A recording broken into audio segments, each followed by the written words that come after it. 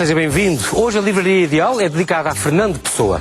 O que é que você realmente sabe sobre o nosso maior poeta do século XX? Sabia que este homem vaidoso, que vestia nas casas mais caras de Lisboa, mas não pagava as contas, escreveu sobre mais de 100 nomes, o primeiro inventado aos 6 anos, criou o slogan da Coca-Cola que levou à proibição da bebida por Salazar, inventou os matraquilhos, provavelmente era gay, previu o ano em que ia morrer e que não foi de cirrose?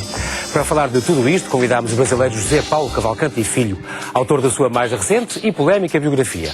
Vamos saber quase tudo já a seguir estas escolhas da semana. Da Planeta chega a reedição da minha primeira história de Portugal.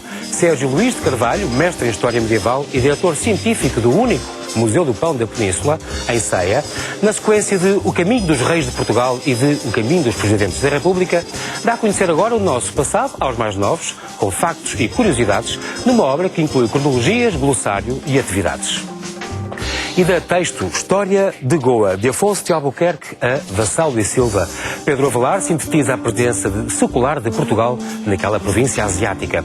Os 450 anos entre a conquista pelo César do Oriente à tomada pela União Indiana. E da Teorema é a biografia de Shakespeare, poeta e dramaturgo inglês, por Giuseppe Tomasi di Lampedusa, escritor e aristocrata siciliano que nunca viu publicada a sua obra-prima e único romance, O Leopardo, adaptado ao cinema por Luchino Visconti.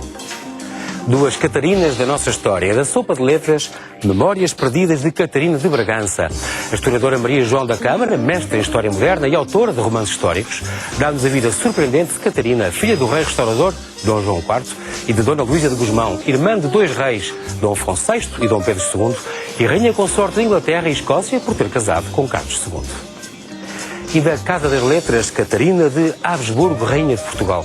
A argentina Yolanda Schäuber, professora universitária, dá-nos a história magnífica, profunda e dilacerante de Catarina, a última filha de Joana a Louca e de Filipe o Belo, mulher de Dom João III, avó de Dom Sebastião e regente na sua minoridade.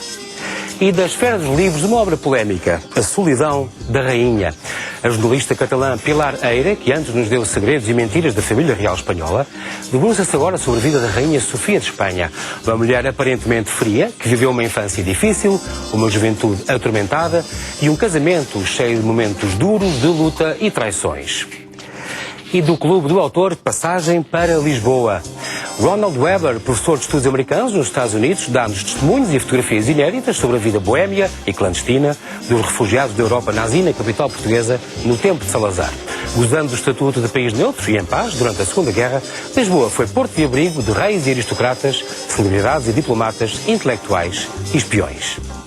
E da Bertrand chega o terceiro gêmeo, é Ken Follett no seu melhor, o autor britânico dos Pilares da Terra, dá-nos um thriller genético baseado na vida de dois gêmeos verdadeiros, um estudante de Direito, o outro um assassino condenado, que nasceram em dias diferentes, de mães distintas, em hospitais, a centenas de quilómetros um do outro. E a Quetzal, com este ladrão de cadáveres, marca a estreia entre nós da jornalista e dramaturga brasileira Patrícia Melo, que muitos consideram a sucessora de Rubem Fonseca. Um romance perturbador que mete corrupção, suspense, sexo, conspiração e morte. E da Marcador, a última pepita, os portugueses e a corrida ao ouro do Brasil. Lucas Figueiredo, um dos mais premiados jornalistas brasileiros, prémio Jabuti, relata um pouco à maneira de Laurentino Gomes como monarcas perdulários, administradores corruptos e sonegadores de impostos ajudaram involuntariamente a transformar uma colónia de 300 mil habitantes no Eldorado de aventureiros seduzidos pelo ouro.